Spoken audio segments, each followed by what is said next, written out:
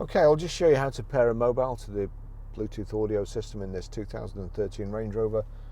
First of all, we make sure that Bluetooth is on, like so, and then we keep an eye out on the bottom here. But then to phone on the settings, it's showing there a phone that's connected, but we want to search for new. Search for new.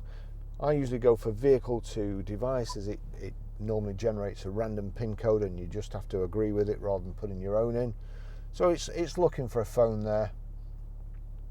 I often confuse these cars because I've just deleted this phone and now I'm pairing it again. I am using this car at the moment, so there you go. It's pulled up Barry's iPhone 11, so tick that.